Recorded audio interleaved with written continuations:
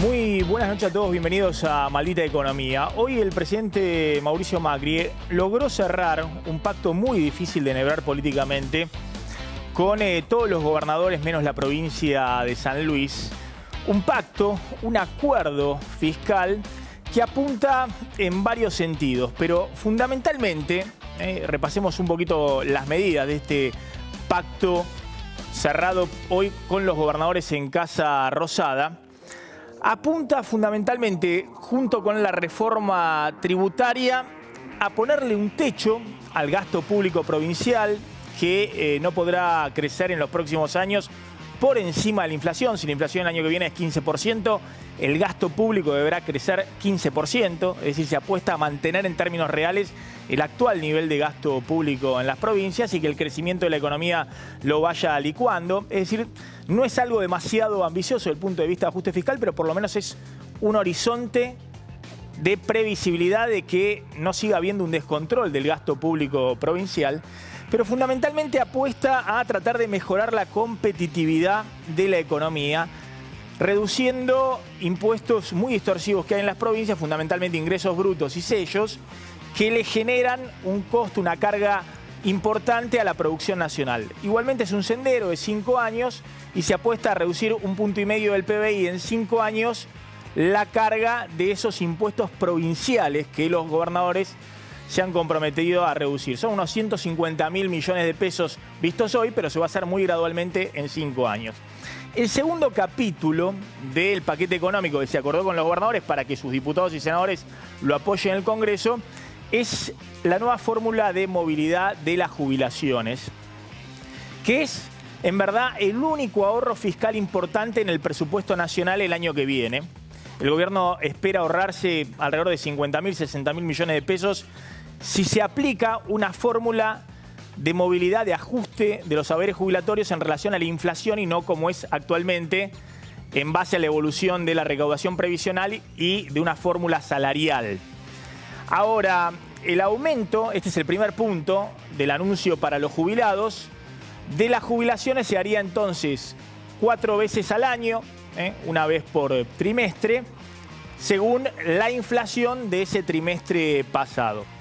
Igualmente, el gobierno concedió hoy con los gobernadores, y este es el segundo anuncio para los jubilados, que la fórmula no sea solo por inflación, es decir, si la inflación del año que viene es 15%, los jubilados tengan 15% de aumento, sino que haya un plus, algo más que se va a ver cómo se introduce en la fórmula para que los jubilados le puedan ganar un poquito a la inflación, no solamente empatar frente a la inflación. Y el tercer punto es que los jubilados de la mínima van a poder garantizarse un 82% móvil. Es decir, que siempre van a tener que ganar el 82% del salario mínimo vital y móvil, siempre que hayan sido jubilados que hayan aportado 30 años, no los jubilados de la moratoria previsional. Pero de alguna manera con ese combo el gobierno quiere ahorrarse lo que hubiese significado el año que viene ajustar con la actual fórmula, que hubiese dado, si la inflación fuera 15%, bastante más, tal vez 20, 22%, y hubiese recompuesto los saberes jubilatorios el año que viene, pero hubiese significado también un mayor gasto previsional para el ANSES. El último punto de las reformas que se acordó con los sindicatos, no con los gobernadores, pero sí con el peronismo, es para mejorar también la competitividad en el margen, porque ha sido una reforma laboral la que se ha acordado, si se quiere, atenuada respecto a la que impulsaba el gobierno nacional. De todas maneras, fíjense que este paquete de medidas que trata de impulsar Macri después de su triunfo electoral en las elecciones de medio término, apunta a lo que creo yo es hoy el talón de Aquiles de esta economía, que es que está viviendo de prestado. Es una economía que no consigue, con sus exportaciones, con su producción, generar los dólares para que la economía pueda crecer 3, 4% por año. De hecho, fíjense lo que ha pasado este año con la balanza comercial, que es una señal de alarma muy titilante en el tablero de la economía nacional, que es que la economía creciendo apenas 3% este año está generando en lo que va del año, primero 9 meses, un déficit comercial de 5.200 millones de dólares. El año pasado, en los primeros 9 meses, con la recesión, había sido un superávit comercial, es decir, las exportaciones le habían ganado a las importaciones en 1.800 millones de dólares. Bueno, en lo que va del año ya tenemos 5.000 millones de dólares de déficit comercial, probablemente cierren 6.500 millones de dólares el déficit comercial, es decir, la economía argentina va a haber importado, comprado al exterior 6.000, tal vez 7.000 millones de dólares más de lo que exportó, de lo que le vendió al exterior. Y este es un rojo en las cuentas externas que se suma a otros rojos que hay en la cuenta externa. Por ejemplo, el turismo de argentinos en el exterior, que suman otros 8.000 millones de dólares. Por ejemplo, los intereses que hay que pagar de la deuda todos los años en dólares. Es decir, conforma un rojo que son lo que se llama el déficit de la cuenta corriente, que viene creciendo muy fuertemente y que es una señal de alarma, porque muestra que la economía argentina no puede generar los dólares para poder sustentar su crecimiento. Y el problema principal de todo esto, desde mi punto de vista, parte de las exportaciones. Por eso la desesperación del gobierno por tratar de mejorar la competitividad de la producción nacional y tratar de impulsar nuestras ventas al mundo. ¿Qué ha pasado con las exportaciones? Fíjense, eran de 82.000 millones de dólares en el 2011 y este año van a cerrar en 58.000 millones de dólares.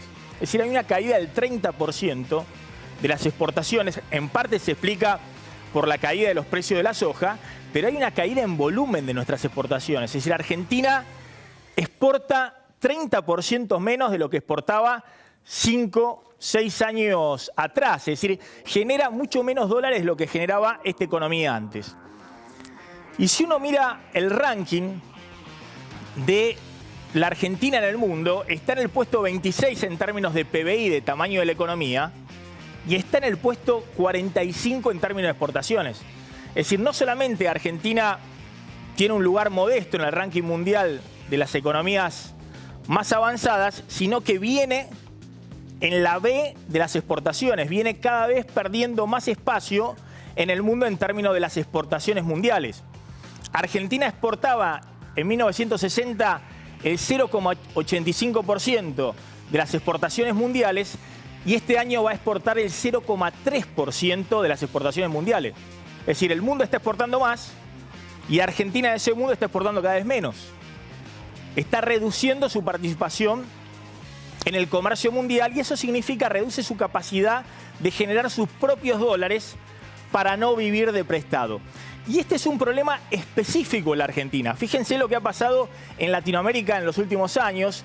Este es la tabla de exportaciones por volumen, por producto, dejando de lado los precios, de los últimos 10 años.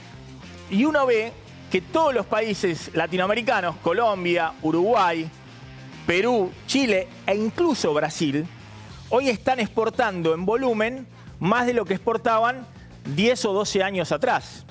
Y Argentina es el único país que está exportando menos en volumen de lo que exportaba 10 o 12 años atrás. Es decir, cuando todos los países, incluso en el 2010-2011, cuando empiezan a caer los precios de las commodities, aún así estos países han logrado encontrar mercados para seguir aumentando en volumen sus exportaciones y Argentina, en cambio, ha perdido notoriamente mercados. Y esto plantea no solamente el problema que aparece a partir del 2011 del atraso cambiario, de que Argentina con la inflación queda el dólar cada vez más barato, la presión impositiva brutal que deja el kirchnerismo y que ahora levemente el gobierno está tratando de corregir, o los problemas de competitividad derivados del alto costo financiero que enfrenta la producción nacional, sino también es el tema de los acuerdos comerciales. Hay un mundo donde algunos países de la región están logrando cerrar acuerdos comerciales cada vez más agresivos para exportar en el mundo y Argentina se ha quedado atrás. Lo que pasa es que también es difícil, Colombia, Perú, Chile tienen acuerdos comerciales con 80, 90 países que representan el 80% del PBI mundial.